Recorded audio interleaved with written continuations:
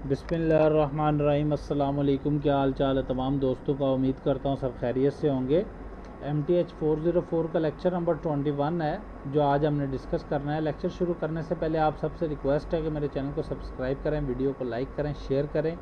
अच्छा, एक और चीज़ है, ये जो लेक्चर्स हैं ये LMS के ऊपर भी मौजूद हैं, लेकिन LMS के ऊपर जो ये लेक्चर हैं ये आपको बहुत शॉर्ट फॉर्म में तो मिलेंगे ही मिलेंगे, लेकिन वहाँ पर समझना जो है ना वो एक मुश्किल टास्क है।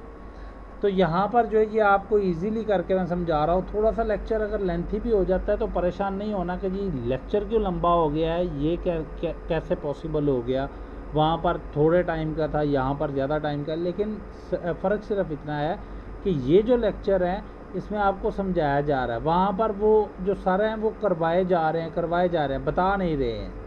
ठीक है ना। चलते हैं लेक्चर की तरफ। लेक्चर में आपको मज़ा आएगा इंशाल्लाह। लेक्चर जो है वो हमारा ये है कि जी motion of the centre of a mass of a system of particles.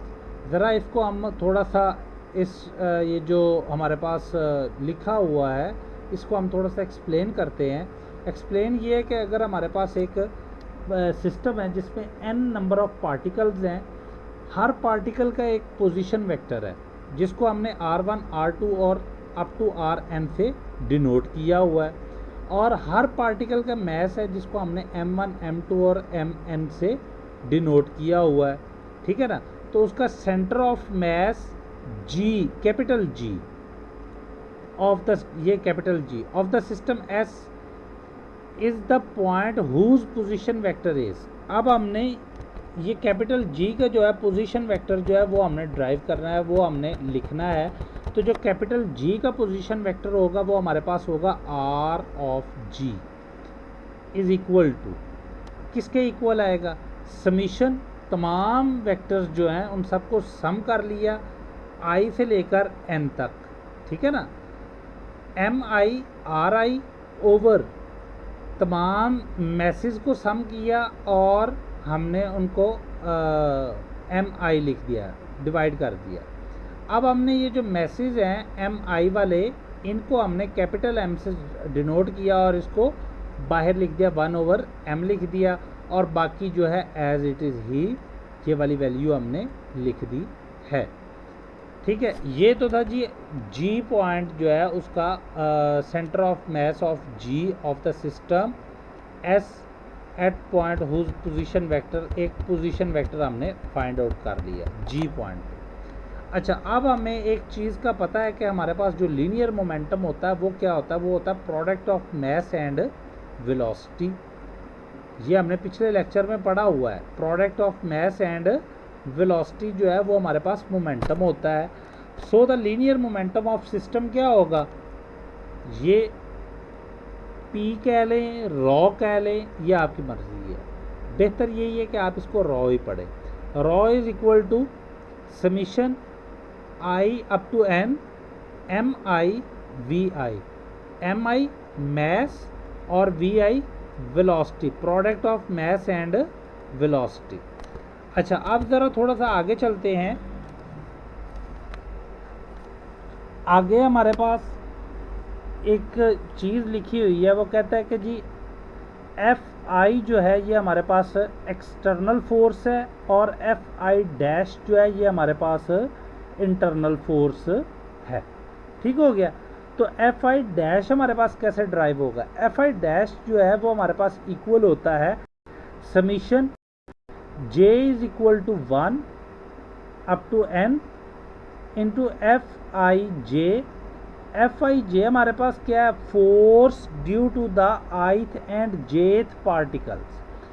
अब इसमें FII जो है वो हमारे पास इक्वल टू 0 आएगा। ठीक हो गया। न्यूटन्स का थर्ड लॉ हमें कुछ चीज़ बताता है, वो ये बताता है कि हर एक्शन का एक रिएक्शन होता है, और जो रिएक्शन होता है वो ऑपोजिट डायरेक्शन होता है, मतलब उसकी डायरेक्शन जो है वो चेंज हो जाती है। तो यहाँ पर बाय न्यूटन थर्ड लॉ जो है, अगर हमारे पास FJ आई है तो वो हमारे पास इक्वल हो जाएगा -FIJ के। ठीक हो गया ये चीज़। ठीक है। अब ज़रा गौर करना है, हमने ये वाली इक्वेशन को दोबारा लिया, इस वाली को, ठीक है, इसको हमने यहाँ पर दोबारा लिया। दोबारा लेने के बाद हमने क्या किया कि हमने दोनों तरफ समीशन i इक्वल टू 1 से n तक को मल्टीप्लाई कर दिया। अब ये देखें कि यहाँ पर ये वाला जो है f डैश i, ये तो ऑलरेडी ये वाला है ना, f डैश i ये वाला है, लेकिन ये जो समीशन है ये हमने मल्टीप्लाई किया हुआ है। यहाँ पर ये जो समीशन आपको नज़र आ रहा है ये हमने मल्टीप्लाई किया हुआ है। ठीक हो गया यहाँ तक। अच्छा, अब ज़रा इसको गौर से देखें तो दोनों तरफ हमने समीशन के साथ मल्टीप्लाई किया है, इधर भी और दूसरी तरफ भी। ये वाला जो j इज इक्वल टू 1 है, ये j इज इक्वल टू 1 जो है ये हमारे पास ऑलरेडी था यहाँ पे इस वाली इक्वेशन में, और Fij हमारे पास मौजूद था। ठीक हो गया। अब ज़रा हम इसको मज़ीद देखते हैं, सिंप्लीफाई करते हैं। सिंप्लीफाई कुछ यूँ किया मैंने कि ये जो i comma j is equal to 1 है, मैंने इन दोनों समीशन को इकट्ठा करके लिख दिया है। ये जो ऊपर दो समीशन है ना, इनको इकट्ठा करके यहाँ पर लिख दिया है और Fji लिख दिया। अच्छा, अब ज़रा Fji हमारे पास किसके इक्वल आएगा, इसका उलट आएगा ना। ये देखें ज़रा, ये मैं थोड़ा सा इरेज कर लूँ ताकि आपको क्लियर बता सकूँ कि ये देखें, ये हो गया इरेज। अच्छा, ये जो है Fji ये हमारे पास किसके इक्वल है, माइनस Fij के। तो ये वाला माइनस जो है यहाँ पे, ये जो माइनस आ रहा है ये हमारे पास ये वाला माइनस है, और Fji की जगह पर हमने Fij लिख दिया है, वही न्यूटन का थर्ड लॉ यूज़ करते हुए। अच्छा, अब इस समीशन को, ये जो मैंने इकट्ठा लिखा हुआ था, इसको मैंने सेपरेट करके यहाँ पर लिख दिया है। ठीक है, Fij हो गया हमारे पास। अब जब हमने इसको इकट्ठा अलग-अलग करके लिख दिया है, तो हमें पता है कि जो समीशन, ये वाला समीशन जो है, दिस वन, ये जो बॉक्स में आ रहा है ये वाला, ये हमारा किसके इक्वल होता है, ये हमारा होता है Fij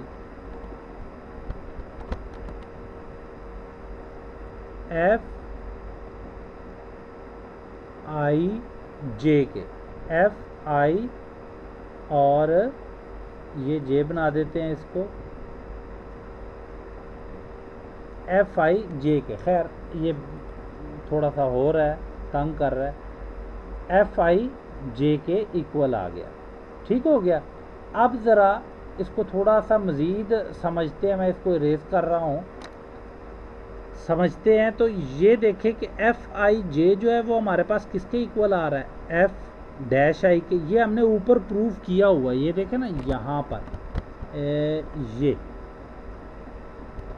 ये वाला, ये हमने प्रूव किया हुआ है नीचे। ठीक है, तो इसलिए ये यहाँ पर Fi डैश आ गया। अब इसको मैंने सिंप्लीफाई किया कैसे, कि ये जो माइनस वाला दूसरी तरफ जाकर प्लस हो जाएगा, तो ये हमारे पास 2 आ जाएगा। 2 summation j is equal to 1 up to n और Fi डैश इक्वल टू 0, दोनों तरफ 2 से मल्टीप्लाई डिवाइड किया, तो हमारे पास ये वाला रिलेशन जो है ये ड्राइव हो गया। ठीक हो गया यहाँ तक। अच्छा, अब ज़रा हम आगे चलते हैं। हमारे पास एक थ्योरम है, वो कहता है total work done by the force on a system of particles in moving from the configuration at time t1 to the configuration at time t2 is equal to the increase in kinetic energy, total work done। ये हमारे पास total work done के बारे में है। तो हमने पिछले lectures में मिड से पहले पढ़ा हुआ है कि जो हमारे पास वर्क डन होता है वो इक्वल टू होता है F into D R. Point P से क्यू तक इंटीग्रल होता है, मतलब एक पॉइंट इनिशियल से लेकर फाइनल तक आपने वर्क डन जो है वो 2 पॉइंट के दरमियान ही किया है ना। तो पहला पॉइंट पी है और दूसरा पॉइंट जहाँ तक आपने वर्क किया है वो क्यू है। अब हम इसको अगर आई इसके पार्टिकल्स लेते हैं, आई से लेकर एन तक पार्टिकल लेते हैं, तो ये हमारे पास आ जाएगा summation I is equal to 1 से एन तक, और P I, Q I, F I और डी आर आई हो गया। अब हमें पता है कि ये जो हमारे पास एफ आई है ये किसके इक्वल होता है। F I is equal to होता है, एफ इज इक्वल टू होता है हमारे पास एम ए के। ये हमें पता है किसके इक्वल आ रहा है, एम ए के। ठीक हो गया। तो m जो है वो हमने एम आई लिख दिया, और a की जो वैल्यू है वो हमने पिछले लेक्चर्स में, मिड वाले लेक्चर्स में पढ़ा हुआ है कि a जो है वो हमारे पास change of velocity with respect to time होता है, ये हमारे पास एक्सेलरेशन होता है, और D R I as it is ही हमने लिख दिया है। ज़रा मैं इस सारे को इरेज कर लूँ।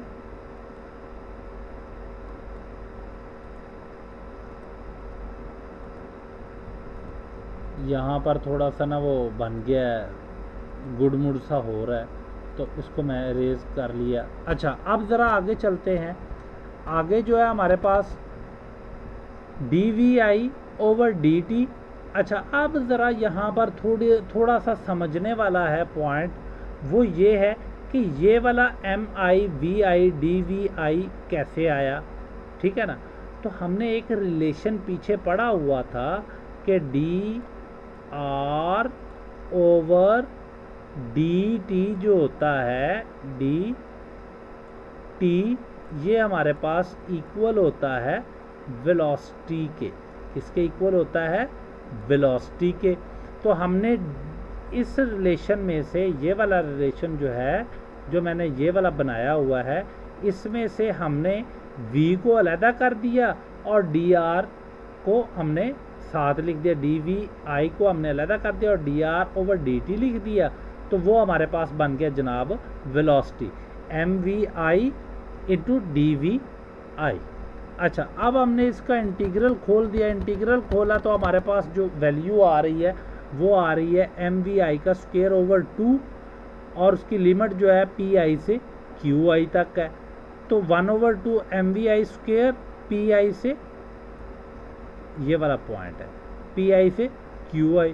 और काइनेटिक एनर्जी हमें पता है कि हमारे पास क्या होती है, वो होती है T is equal to 1/2 mv square.